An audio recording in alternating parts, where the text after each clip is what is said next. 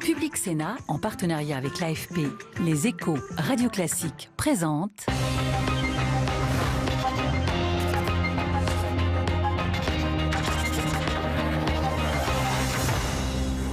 Jacques Mézard, le ministre de l'Agriculture et de l'Alimentation, est l'invité de l'épreuve de vérité. Bonsoir, monsieur le ministre. Et merci d'être avec nous à ce rendez-vous de Public Sénat avec les Échos, Radio Classique et l'agence France Presse. Et vous répondrez à 3 grandes questions au cours de cette émission. Questions que viendront vous poser tour à tour Jean-Francis Pécresse, Lucile Malandin et Oriane Mancini. D'abord, comment sauver l'agriculture française, puisque c'est bien cela l'enjeu pour vous aujourd'hui. Enfin, jouez-vous le gouvernement comme Emmanuel Macron, d'ailleurs à quitte ou double, à l'occasion des élections législatives. Et puis dans la troisième partie, on vous interrogera sur vous, votre parcours, et puis on vous demandera également si vous êtes soluble à 100% dans le macronisme aujourd'hui, car on pense notamment à certaines de vos prises de position fortes qui ont marqué votre engagement politique, Jacques Mézard. Je pense à la laïcité, au cumul des mandats ou encore à la moralisation de la vie politique. Mais d'abord, une première question d'actualité. Le monstrueux attentat de Manchester la nuit dernière suscite bien sûr une nouvelle indignation dans le monde entier. Emmanuel Macron a dit son effroi, sa consternation. Je me souviens de vos interventions, Jacques Mézard, y compris d'ailleurs à la tribune du Congrès, en tant que président du groupe RDSE au Sénat, sur le terrorisme. Et au-delà de la compassion, comment est-ce que là, ce soir, vous avez envie de réagir ? C'est toujours difficile de réagir face à l'horreur. Et là, l'horreur est... Bon, c'est monstrueux parce que s'attaquer à des innocents, c'est toujours terrible. S'attaquer à des enfants, ça a en plus une connotation qui est encore plus horrible, s'il pouvait y avoir des degrés dans l'horreur. Et nous voyons là que le terrorisme frappe tous les pays, frappe régulièrement, et que l'enjeu auquel nous sommes confrontés, c'est de le réduire. Et pour le réduire, il n'y a qu'une solution, c'est la coopération internationale. Nous le savons tous. C'est cela la solution pour mieux agir contre la barbarie. C'est en tout cas indispensable. Nous sommes entrés dans un processus qui est maintenant, qui dure depuis un certain nombre d'années. Les événements qui se succèdent dans différents pays sont la démonstration qu'on est entré dans un phénomène durable.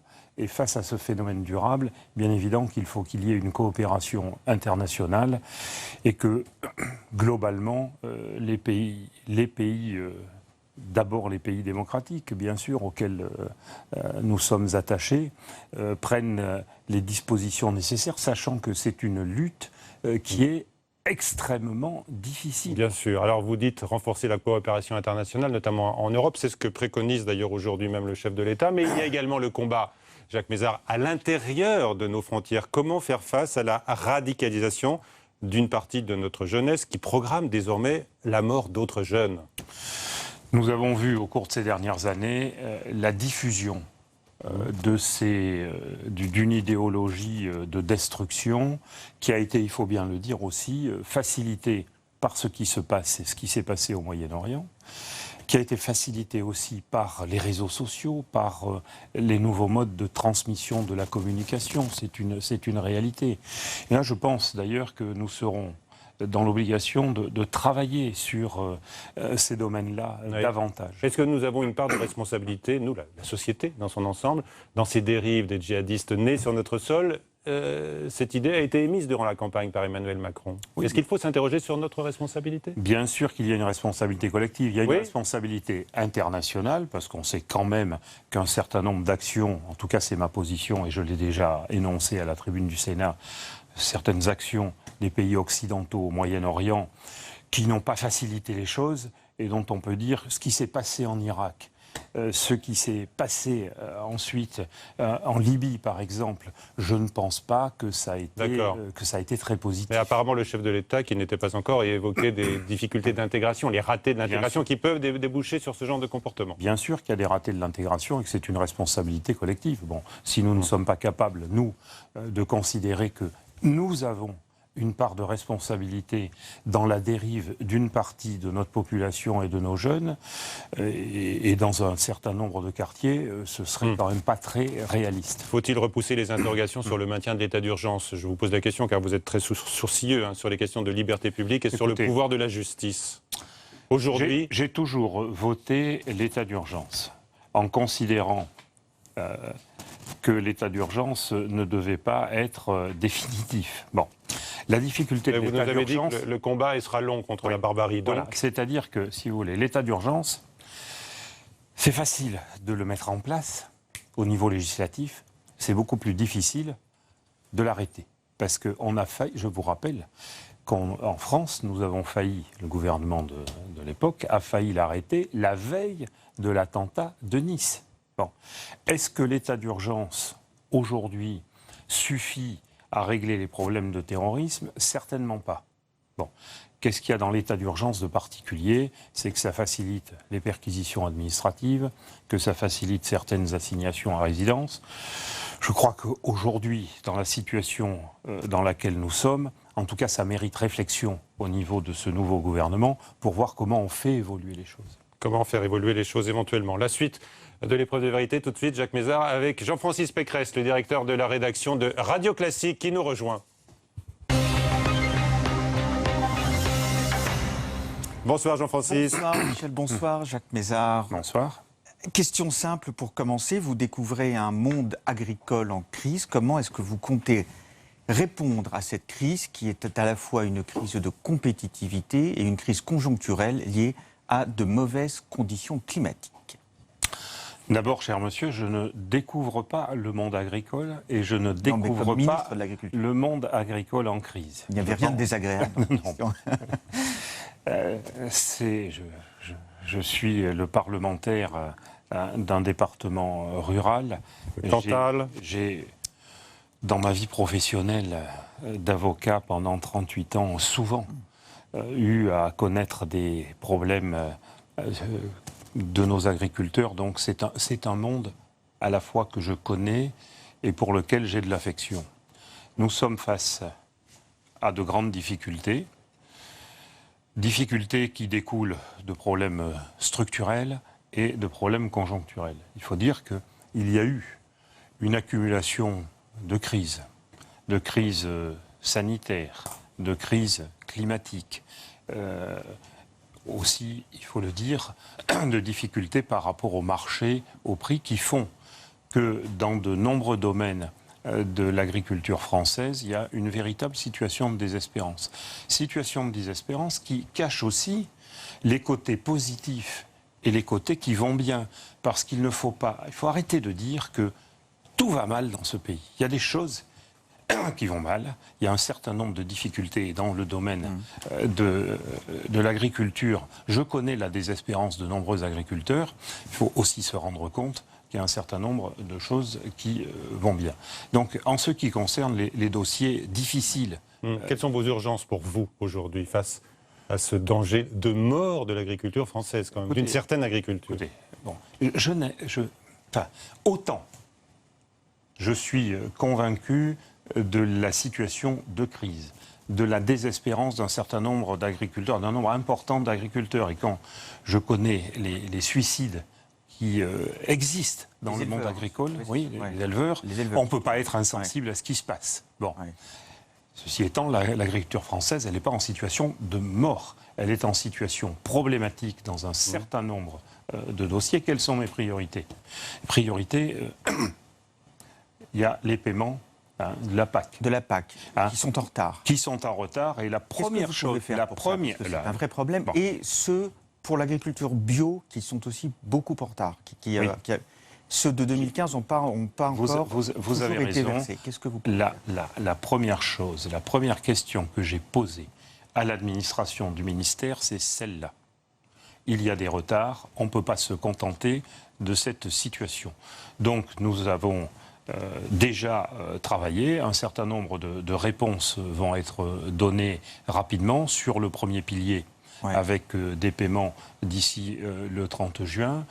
Sur l'ICHN aussi, on va aller relativement vite. Et il reste... ICHN pour Pour les téléspectateurs, les indemnités compensatrices des handicaps naturels. D'accord. Sur la question que vous posez des aides bio, effectivement, 2015 n'a pas encore été payé. Donc j'ai demandé, je suis ministre de l'Agriculture depuis moins d'une semaine, j'ai demandé... Ce sont les régions maintenant qui Oui, versent alors- ces aides. Alors, Ce que je on peut les constate, contraindre à aller un petit peu plus vite que ce que je constate, c'est qu'il y a un problème d'articulation entre l'administration d'État et puis les régions, avec une diversité dans la manière d'appréhender les dossiers par les conseils régionaux.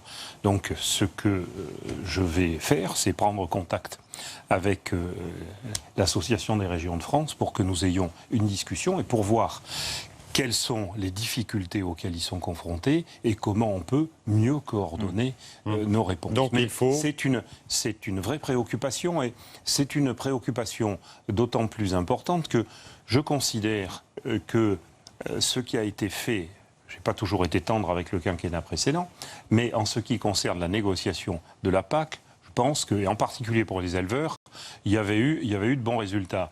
Mais ces résultats sont gâchés par le fait que les paiements, l'application n'a pas été réalisée dans de bonnes conditions. Donc alors voilà, il va falloir Ça, faire c'est une priorité. acte d'autorité. Vous allez répondre maintenant à une autre question, si vous êtes d'accord. C'est celle que vous pose directement Christiane Lambert, la présidente de la FNSEA, d'ailleurs que vous avez rencontrée hier. On l'écoute et vous lui répondez. Monsieur le ministre, le changement climatique est là. Serons-nous capables d'avoir aussi un changement politique et pratique vis-à-vis de la gestion de ce changement climatique? L'entreprise agricole n'a pas de toit. Nos champs, nos vignes, nos arbres sont au grand air. Gel, sécheresse, inondation, nous avons tout. Est-ce que nous sommes capables de gérer l'eau en bon père de famille, l'eau très abondante lorsqu'il y a inondation, l'eau si rare lorsqu'il y a sécheresse? Il y a aujourd'hui beaucoup trop d'idéologie et d'a priori. Nous souhaitons pouvoir stocker l'eau lorsqu'elle est abondante et l'utiliser, et surtout que les démarches pour créer ces réserves d'eau soient raccourcies et simplifiées. Pourrez-vous nous répondre? Je m'attendais à la question, pour tout vous dire. Et vous avez préparé une réponse. Je n'ai pas préparé une réponse, j'ai à dire ce que je pense sur ce sujet. La question de l'eau en France et ailleurs, dans le monde, est une question primordiale. Elle est primordiale dans l'agriculture, elle est aussi primordiale dans la vie de nos concitoyens. L'eau, c'est la vie. C'est simple à dire, ça paraît le b.a.-ba, mais c'est la réalité. Et en matière agricole, il est évident que compte tenu des évolutions climatiques, il me paraît effectivement indispensable que nous ayons rapidement une réflexion de fond débouchant sur des préconisations et sur des décisions pour permettre quoi? Eh bien, évidemment, d'être en capacité d'avoir des réserves en eau qui peuvent être... Des réserves en eau. Alors ça peut être, il ne s'agit pas de faire peur, il ne s'agit pas d'aller construire des grandes unités, il s'agit de considérer aujourd'hui que si nous ne sommes pas capables de gérer ce problème dans nos territoires, ça aura des conséquences particulièrement graves. Elle a posé, la présidente Lambert, la question des délais pour mettre en œuvre un certain nombre d'opérations. Il n'y a pas que pour l'eau. D'une manière générale, dans ce pays, quand les recours durent 7 ans, 8 ans, 9 ans, parfois 10 ans, alors que dans des pays voisins, ils durent 4 ans, on voit bien que nous sommes face à un vrai problème de fond. Bien sûr qu'il faut préserver le droit de tout citoyen, de toute association, à faire des recours. Mais nous avons, et c'est une réflexion que ce gouvernement doit se poser, nous avons à prendre des dispositions pour que les recours ne soient pas simplement des instruments de blocage. Des recours contre les barrages, par exemple. Mais vous savez, il ne faut pas... On pense à Sivins. Oui, mais écoutez, voilà, dès que l'on parle de problèmes de fond dans ce pays, on prend les plus mauvais exemples. Moi, je n'emploie pas le terme barrage. J'ai parlé de réserve. J'ai parlé de retenue d'eau. Ça peut être fait à l'échelle territoriale. On n'est pas obligé de faire des réservoirs considérables. En tout cas, ce que je dis, et c'est le message que j'ai déjà délivré à mon administration, nous avons à réfléchir rapidement pour ne pas faire de ce dossier un problème idéologique. Nous devons le régler de manière concrète. D'accord. Autre question que posait Christiane Lambert, c'est celle des conséquences du gel, et notamment sur les viticulteurs français qui ont été très largement touchés par ce gel. Est-ce que l'État va leur venir en aide d'une manière ou d'une autre? Est-ce que vous savez qu'ils ne sont pas assurés ou peu? Parce que les primes Ça dépend. restent assez élevées. Bon, réponse claire. Il y a la viticulture et puis il y a aussi les arbres fruitiers. Ce sont deux choses différentes. Parce qu'en matière de viticulture, il faut d'abord regarder s'il y a une repousse ou pas. Hein? Non, mais c'est quelque chose qui existe bien quand même. sûr, Bon, ça, techniquement. Il est arrivé assez tardivement et donc il n'y aura probablement pas de repousse parce que Monsieur, le gel du 27 avril est arrivé tard. Mais quand même, je dirais que dans les quelques jours et semaines qui viennent, il y a un véritable bilan à effectuer. La situation n'est pas la même sur tout le territoire. J'étais dans les Hautes-Pyrénées il y a quelques jours. J'ai interrogé les représentants de la Chambre d'agriculture. Eux, sur le plan viticole, ils n'avaient pas de problème. Il y a des endroits où c'est très dur, il y a des endroits où ça l'est moins. Bon. Alors là où c'est très dur. Là où c'est très dur, j'ai demandé à l'administration de préparer des éléments parce que bien sûr que nous allons apporter une aide qui peut être financière, qui peut être sur le foncier non bâti, qui peut être sur les charges. J'ai demandé à l'administration de me faire des propositions. En tout cas, on ne laissera pas ces problèmes sans... des exonérations de charges ou de simples décalages J'attends d'avoir des propositions et j'arbitrerai en fonction des propositions qui me sont faites. C'est un dossier difficile. Bon, sur lequel j'entends bien aujourd'hui le questionnement de nos viticulteurs, et c'est un élément fort, la viticulture, de notre richesse économique agricole. Donc, j'ai demandé qu'on me fasse des propositions sur lesquelles j'aurai à trancher. Un autre mot rapide sur la viticulture, puisque vous le savez, ce matin, 200 viticulteurs du sud de la France ont bloqué le péage avec l'Espagne, enfin le poste frontière avec l'Espagne, pour protester contre les importations de vins d'Espagne, et ils reprochent à la grande distribution des confusions dans les étiquetages dans leurs rayons. En gros, ils leur reprochent de vendre du vin d'Espagne et en le faisant passer pour du vin français. Qu'est-ce que vous pouvez faire, vous, ministre de l'Agriculture, pour mettre un terme à ces pratiques qui sont de la concurrence pas tout à fait loyale?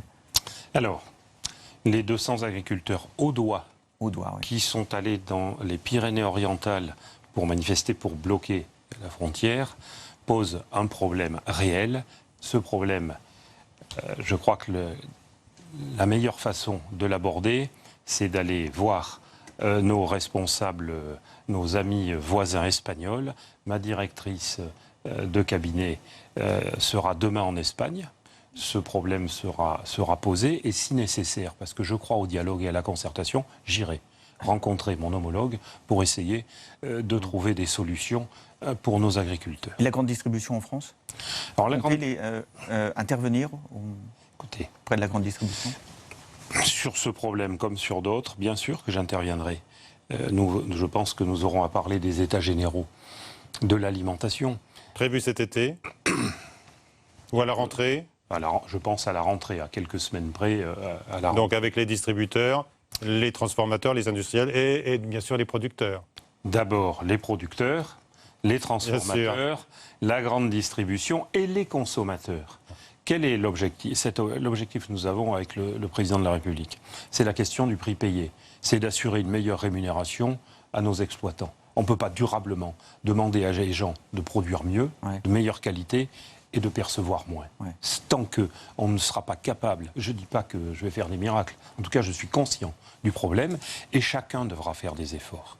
Il ne s'agit pas non plus de montrer du doigt constamment les transformateurs et les distributeurs. Il s'agit de mettre tout le monde autour de la table et de leur dire nous avons intérêt, globalement, à travailler ensemble pour sortir de cette situation. Vous savez, c'est pas nouveau, hein? Non, on connaît la situation. Bon, on sait que c'est souvent le pot de terre contre le pot de fer, hein? Eh bien, est-ce que ce que font des producteurs de lait en France qui se sont organisés entre eux pour vendre du lait équitable, un tout petit peu plus cher, avec l'accord des consommateurs eux-mêmes, qui ont défini eux-mêmes le prix, c'est un procédé qui va être étendu au beurre? Est-ce que ça peut être étendu à d'autres matières agricoles? Je pense. Ce qui se passe sur la valorisation du lait bio, sur la valorisation aussi de certains produits fromagers. Et quand on prend l'exemple du laguiole, quand on voit le prix payé aux producteurs de laguiole, on se rend compte que sur certaines niches, il y a une différence considérable. Je crois que c'est un bon exemple, et que bien sûr, il va falloir l'étendre. Mais je crois, cher monsieur, quand même au bon sens. J'ai eu tort de dire quand même. Je crois au bon sens. Des consommateurs ? Voilà. Mais c'est une responsabilité aussi collective, y compris des médias, d'expliquer à nos concitoyens, nous sommes tous consommateurs, et qu'il y a un certain nombre d'habitudes qu'il convient de modifier. Nos consommateurs, ils veulent quoi ? Ils veulent que nos paysans vivent. Dernière question rapide. Est-ce que le plan de 5 milliards d'euros d'investissement qui avait été promis par Emmanuel Macron dans sa campagne électorale, est-ce qu'il est toujours d'actualité ? Bien sûr. Vous savez, le président de la République, il tient à exécuter le programme qu'il a soumis aux Français, ce qui changera peut-être du passé. Bon, alors une dernière question. Vous avez annoncé une loi pour alléger les normes qui pèsent sur l'agriculture. Est-ce que vous allez... Il y a un risque de conflit là, avec votre collègue Nicolas Hulot, s'il y a un relâchement, par exemple, sur les normes environnementales ? Écoutez, moi, je n'aborde pas le travail du gouvernement dans le conflit. Mais... Nicolas Hulot est un homme intelligent. Il l'a d'ailleurs montré dans les discussions qu'il a eues avec d'autres responsabilités il y a quelques mois avec la Fédération nationale bovine. Et je suis convaincu, et en tout cas c'est ce que je vais faire, qu'il est possible de travailler en concertation et d'essayer de trouver, là encore, des solutions intelligentes et des solutions de bon sens.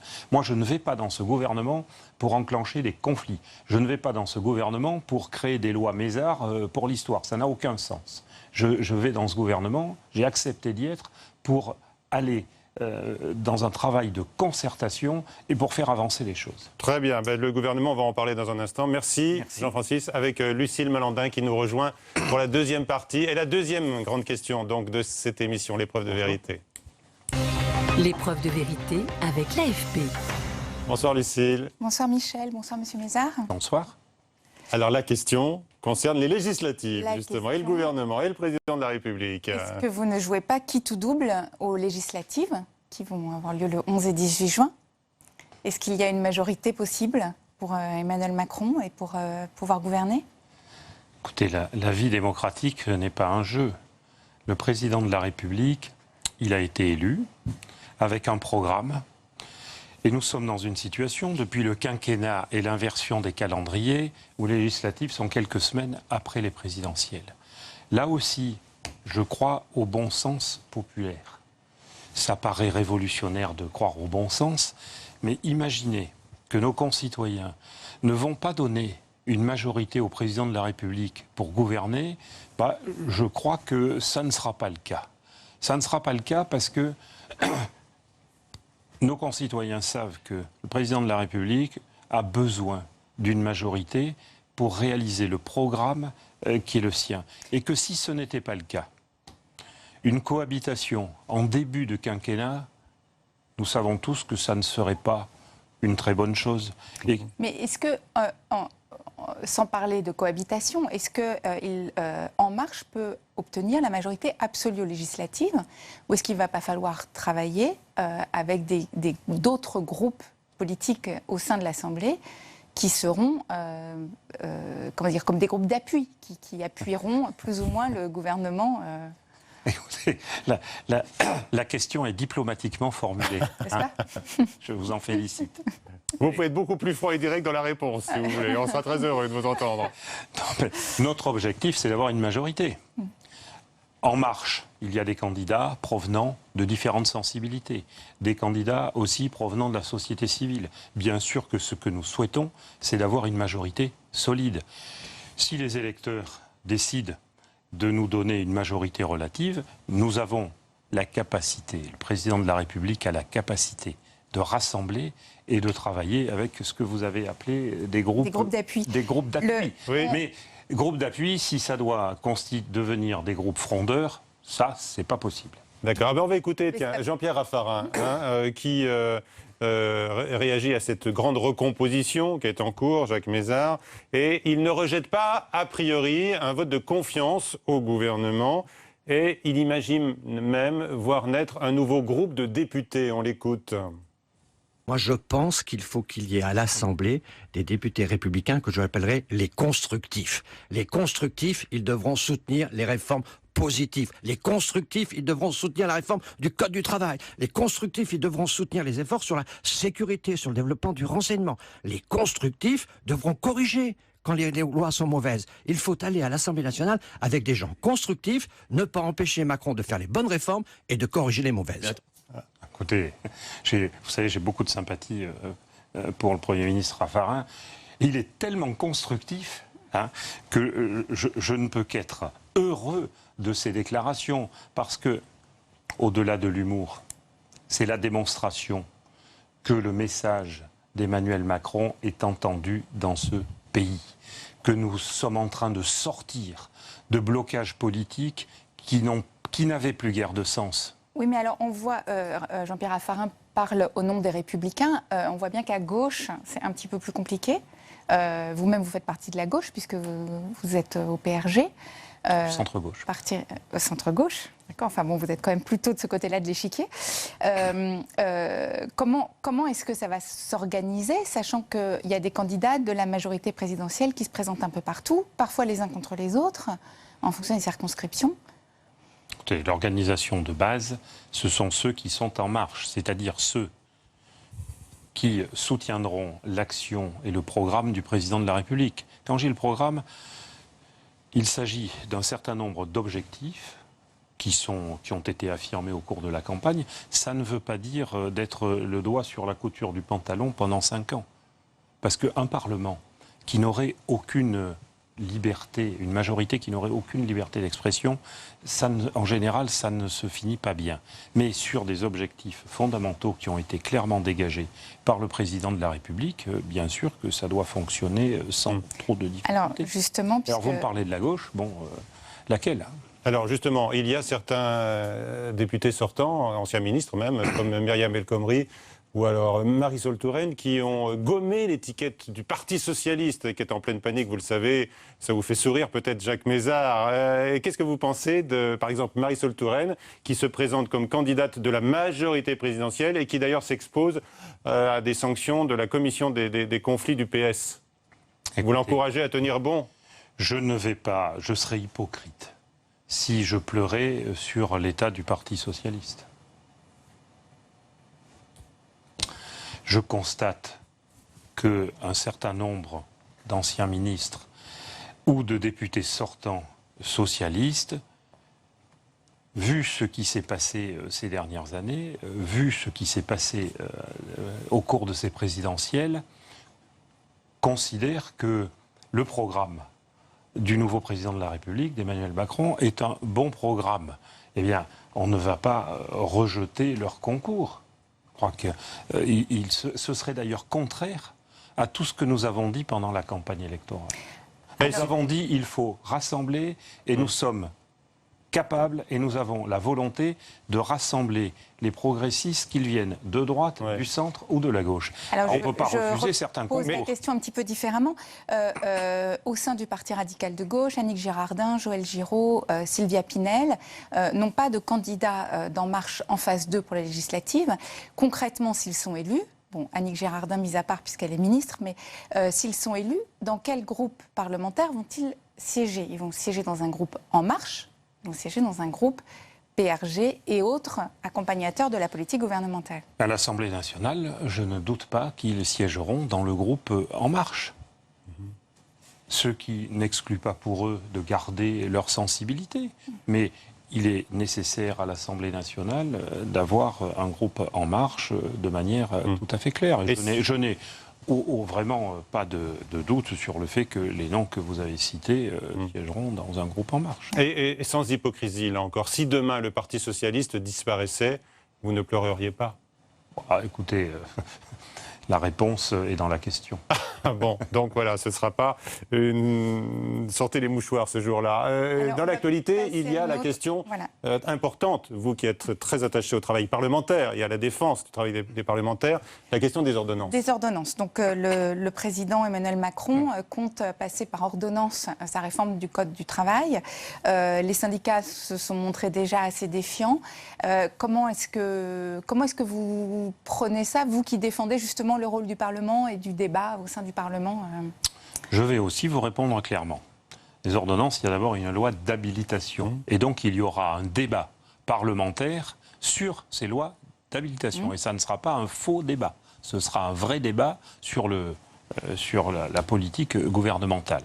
Ensuite, il y aura des ordonnances et ensuite, ça reviendra devant le Parlement dans le processus habituel. Vous dire que je suis un adepte de la procédure d'habilitation et d'ordonnance, je ne l'ai jamais été. Je considère aujourd'hui, et pourquoi je soutiens ça, c'est que sur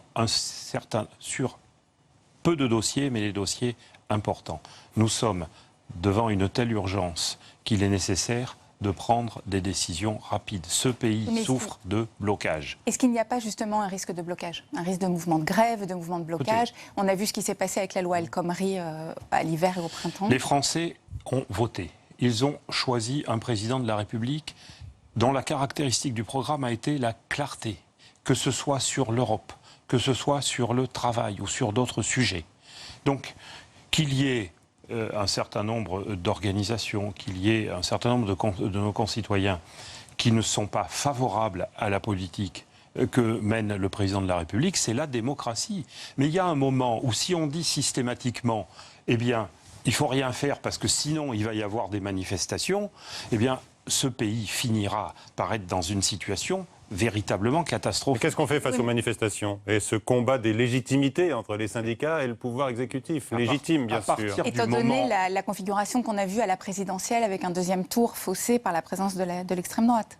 Le deuxième tour, il n'a pas été faussé. Les Français ont fait un choix. Ils ont envoyé au deuxième tour Emmanuel Macron et Marine Le Pen. Ce n'est pas un combat faussé, c'est la réalité démocratique. S'il y a des manifestations, et il y en aura, à partir du moment où elles se déroulent sans violence, eh bien nous sommes un pays démocratique.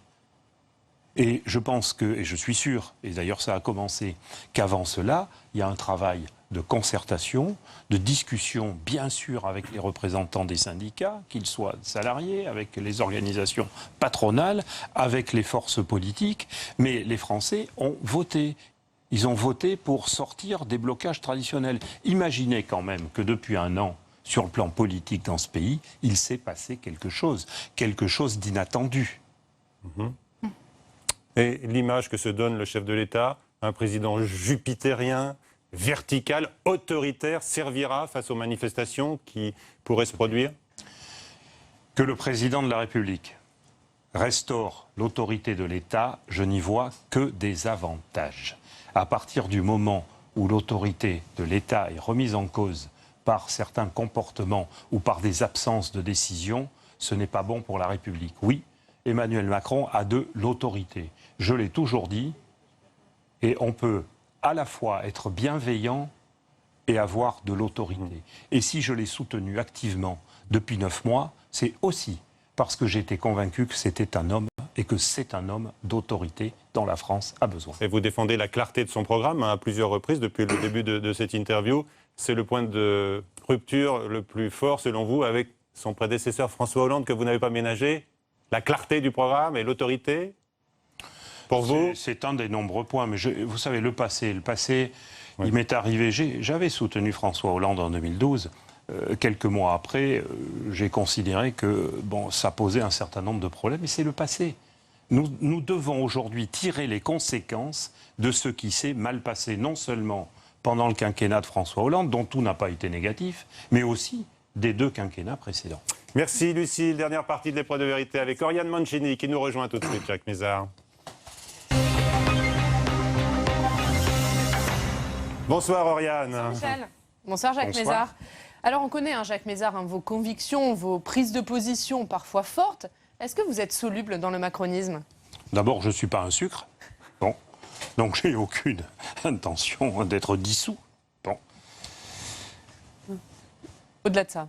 Au-delà de ça, il a pu paraître curieux que je soutienne depuis longtemps, depuis l'été dernier, Emmanuel Macron.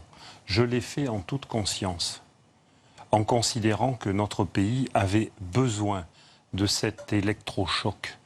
De dire aussi, mais finalement, que la politique que j'ai menée sur le terrain, et aussi ici au Sénat depuis longtemps, c'était aller dans ce sens, parce que vous savez, j'ai toujours été élu avec des voix émanant de la droite modérée, de la gauche modérée, du centre.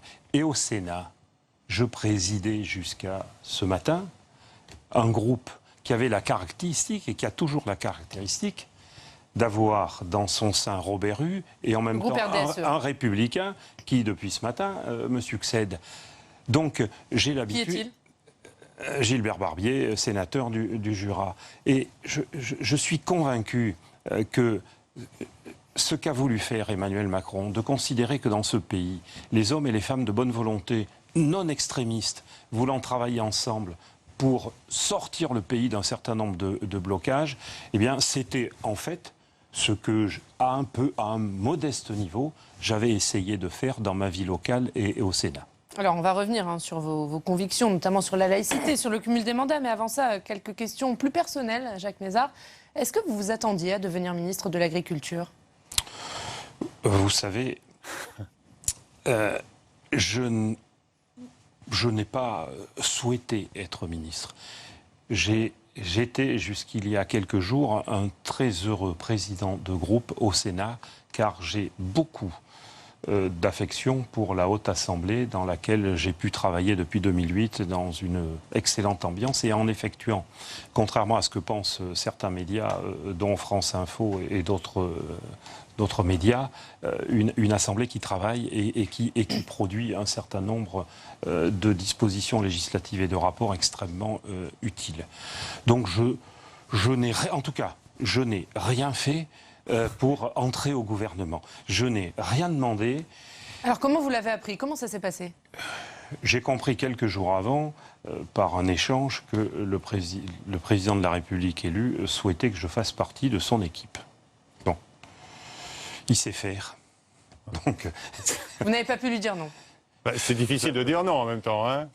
C'est pas que j'avais pas envie, mais bon, il sait faire. Et puis, vous savez, dans les circonstances actuelles... Il sait faire, c'est-à-dire c'est-à-dire, il m'a convaincu, il m'a dit qu'il souhaitait que je fasse partie de son équipe. Et mais à ce poste, au poste de ministre de l'Agriculture, où il y avait un autre poste ? Non, je lui ai dit que ce que je pensais savoir faire et ce que je pensais ne pas savoir faire. Bon.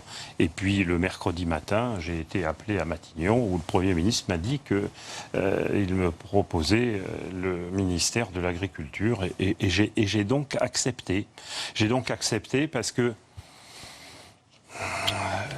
je pense modestement qu'il y a des moments où quand on vous demande de faire partie d'un gouvernement dans un cadre politique tout à fait inhabituel et nouveau, face à une situation du pays qui est quand même sur un certain nombre de domaines assez difficiles, mais encore que ce pays n'est pas foutu, que je l'ai dit tout à l'heure, il faut être confiant dans l'avenir et avoir de l'espoir.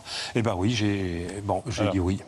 Alors, donc. Votre modèle en politique, c'est Georges Clemenceau, si je ne me trompe pas. Enfin, mon modèle. C'est une admiration, un modèle. Alors, vous dites de lui qu'il avait un caractère pas toujours facile, des propos parfois un peu durs et une fougue qui peut générer des difficultés. Est-ce que c'est une description qui pourrait s'appliquer à vous ? J'étais sûr que j'allais y avoir droit. Vous l'avez dit. Oui, c'est vrai. Mais non, je décrivais Georges Clemenceau, je ne me décrivais pas. Georges Clemenceau, pour moi, avait d'immenses qualités et un certain nombre de défauts que je peux peut-être partager. Avoir du caractère, est-ce un défaut ? Mais est-ce que c'est compatible avec la discipline que demande Emmanuel Macron à ses ministres ? Oui. Oui, parce que on peut... Vous savez, ce qui caractérise pour moi Emmanuel Macron, c'est son intelligence.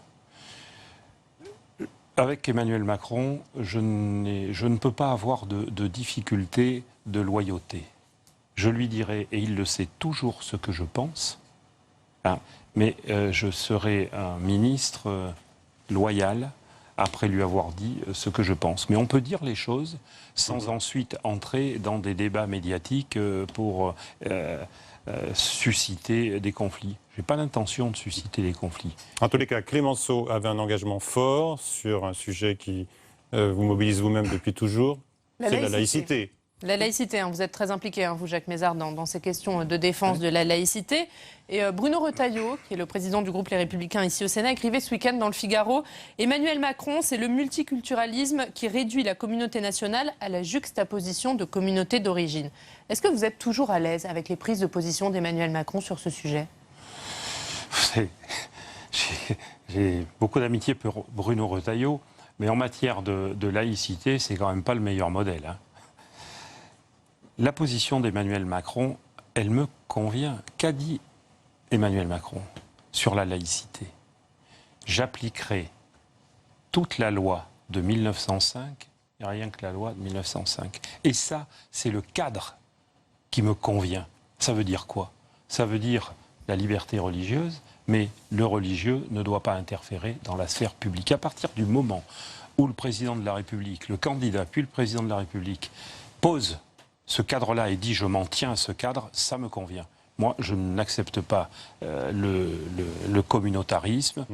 C'est quelque chose qui est su, que j'ai toujours dit ici au Sénat. Donc il n'y aura pas d'entorse à la loi de 1905 et au grand principe de la laïcité. Alors il y a une autre question, c'est la moralisation. C'est le premier grand chantier du quinquennat, voulu donc et annoncé hier par François Bayrou d'ailleurs.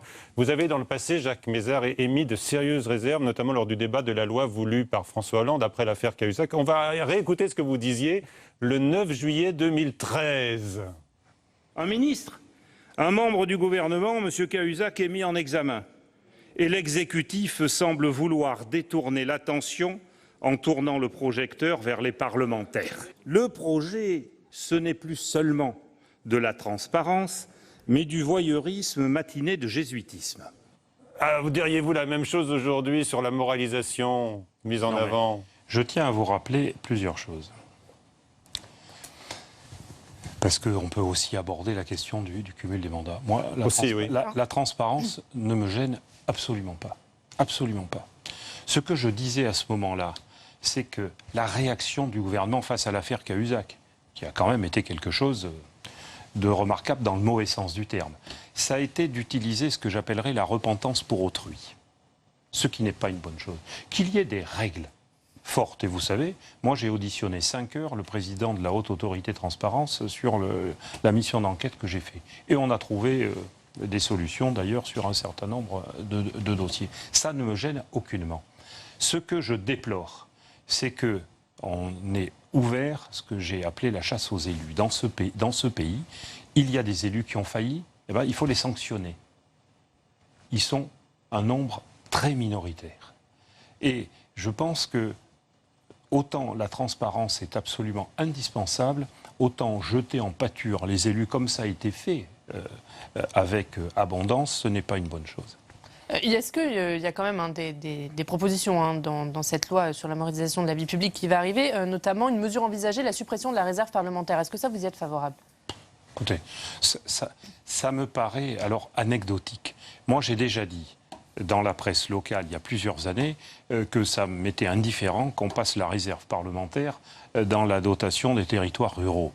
C'est quoi la réserve parlementaire? Dans un département comme le mien, c'est 150 000 € pour 260 communes. Alors quand je lis dans des médias nationaux que c'est avec ça qu'on fait du clientélisme, c'est à hurler de rire. Par contre, si on la supprime dans nos territoires ruraux, qui sont peu peuplés, moi, dans le groupe que je présidais, je la distribuais de la même manière à tous les départements. Ça veut dire que les territoires où la démographie est la plus faible seront sanctionnés, de fait, par une baisse de subventions. Ceci étant, alors, on peut en faire ce qu'on veut, ça ne m'empêchera pas de dormir. Très bien. En tous les cas, vous avez dit tout à l'heure dans cette émission que, bien sûr, vous n'allez pas alimenter un conflit éventuel avec Nicolas Hulot sur les dossiers agricoles. Demain, vous n'allez pas alimenter un conflit avec François Bayrou sur la moralisation des élus.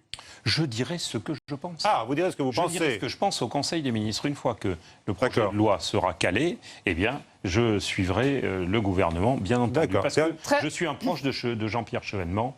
Quand on est ministre, que disait-il? On se soumet ou on se démet. Très rapidement, 2 questions très rapides, Jacques Mézard, il nous reste peu de temps. Est-ce que vous souhaitez, à l'issue des sénatoriales, qu'un groupe des progressistes se constitue ici au Sénat? J'ai eu l'habitude de répondre directement. Et alors? Je présidais jusqu'à ce matin le groupe du Rassemblement démocratique, qu'on peut considérer comme le groupe historique de la Haute Assemblée, qui a été le premier groupe parlementaire créé en France en 1892, qui a toujours réuni des femmes et des hommes de progrès épris de laïcité et de liberté avec la liberté d'expression. Il appartiendra à ceux, sénatrices et sénateurs, aujourd'hui composant ce groupe, de dire ce qu'ils souhaitent faire. Moi, je souhaite que ce groupe continue à exister, parce que c'est un groupe, d'ailleurs, qui est dans la démarche, je l'ai dit tout à l'heure, de rassemblement. Ensuite, ceux qui y sont prendront les décisions et je les aiderai à y travailler. Merci beaucoup Ariane. Merci Jacques Mézard. On suivra donc bien ces grands rendez-vous que vous fixez pour l'agriculture française dans les mois qui viennent. Vous n'aurez pas d'été, puisqu'il y a cette grande réunion qui est prévue. La pluie surtout. Voilà, vous souhaitez la pluie pour cet été surtout, avant même. Merci à tous, bonsoir, à très vite. Bonsoir.